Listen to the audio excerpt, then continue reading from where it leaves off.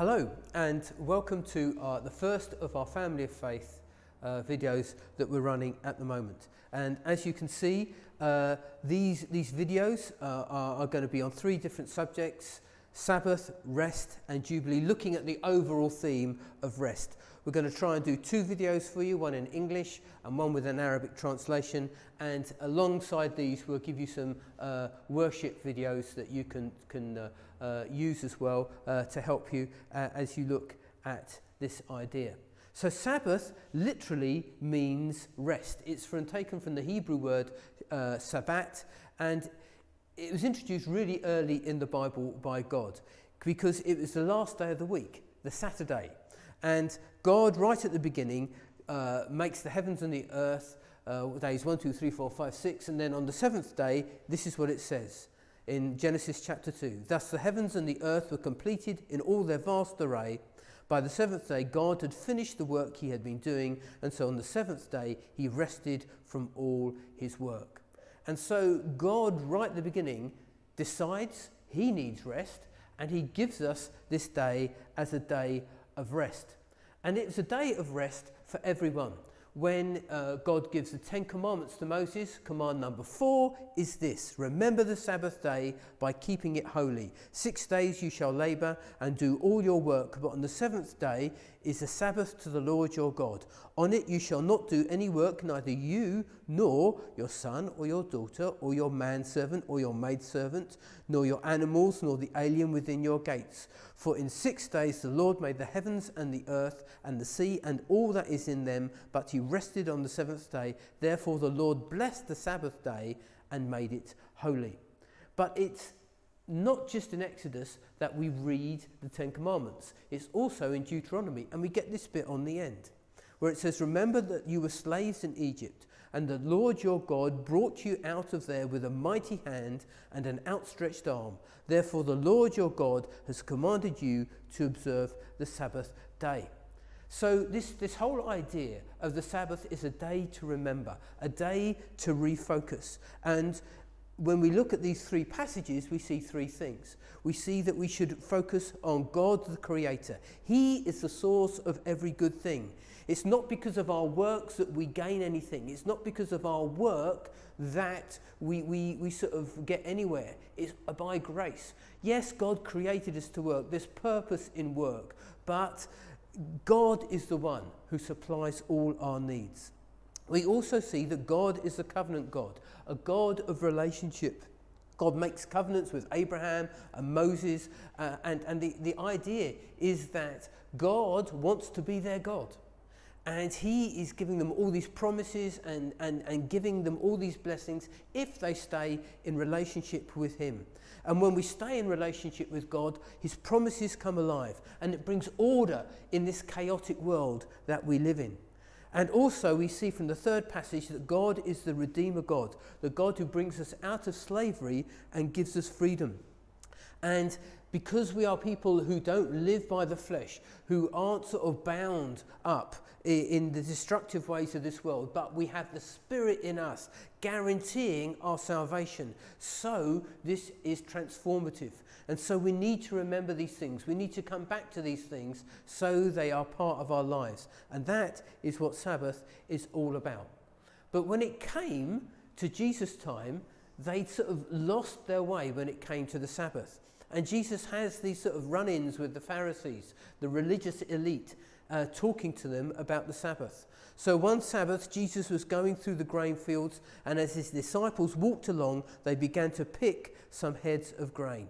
The Pharisees said to him, "Look, why are they doing what is unlawful on the Sabbath?" He answered, "Have you never read what David did when he and his companions were hungry and in need? In the days of Abiathar the high priest, he entered the house of God and ate the consecrated bread, which is lawful only for the priests to eat, and he also gave some to his companions. Then he said to them, the Sabbath was made for man, not man for the Sabbath. So the Son of Man is Lord even of the Sabbath." So David disobeys the law, but he gets what the meeting place is all about. He gets what the bread is all about. It's there to feed. And Jesus is saying, look, the Sabbath is there for your benefit. It's not there so you have to obey all these rules. That is not what it's all about. And the Pharisees have made it this day of do's and don'ts. So people were just trying to keep the rules and didn't have time to remember anything. But Jesus was saying, look, it's a day to refocus on God. I am the Lord of the Sabbath. I am the Lord of rest. I am the Lord of all. So refocus on me. And we need to use Sabbath as a day to re-establish Jesus as Lord of our lives, when we rest from our work priorities and prioritize Jesus. So let us receive this time of enforced rest, even with all the worries that come with it, as something that God can transform into a wonderful gift. God wants to take this time where we have so much rest that perhaps we don't even want, but he wants to give it to us as a gift and something for us to use. And there are benefits to rest. There are benefits to rest. So when we rest, when we sleep, scientists have discovered that it's a time when the brain gets everything in order. It takes everything we've learned and experienced during the day and files it away so we can recall it and remember it.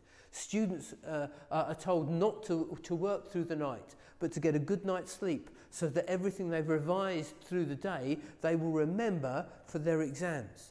And so it gets our minds back in order when we rest. It also helps our bodies to get back to where they should be. Athletes realise now that unless they rest after they have done an event, that their bodies won't recover quickly. They need to rest. And so footballers, for example, will go through a sort of a routine of rest and eating certain foods so their bodies recover more quickly. We need rest. And in the same way, Sabbath is a time for spiritual refreshment and renewal, and it's what we need. So, what does Sabbath living mean, and how can we apply this to this time of a lockdown that we're having? Well, what we can do is realise, first of all, that when we have time of rest, it's not an excuse to do nothing, but it is a time to join in with Jesus' work. Jesus said, I have to keep on doing what the Father is doing, and he never slumbers or sleep. He never stops working. And even when we in this time of rest, it's a time to realise what God's work is and to join in with it. So it's a time to remember who God is and what he has done. And we've got this time to refocus in on God and see what he is up to. And even in the chaos, even in all this change, even in this uncertainty, God is at work, and we need to be focusing in on him. And God is the creator God, and he asks us to be creative like him. We need to be saying to God in this time when we've got more time, what do you want me to do? So for example, Sue and I have decided that we want to help some of the teachers, some of our fellow members of staff, and so we're making ourselves available to help them with the work that they've got to do. And as a result of this, we got given this enormous cake. And so we'd ask God what to do, and we've been doing that, and then we get this enormous cake, and so we say, right, God, what do you want us to do? So we cut the cake in half, because it's far too big for 2 people to eat, and we give it to some of our neighbours. And so all the time we need to be sort of getting into this new habit, this new way of saying, God, you are creative. What do you want me to do? How do you want me to use this time creatively? And it's also a time to be organised. Yes, there's time to work and time to rest. And we need to realise that even in these days where we've got lots of time, we need to be organised as well. So we need to get into a routine. And this includes making time for God. Perhaps it's something that we have got out of the habit of doing, but we can get back into the habit of doing.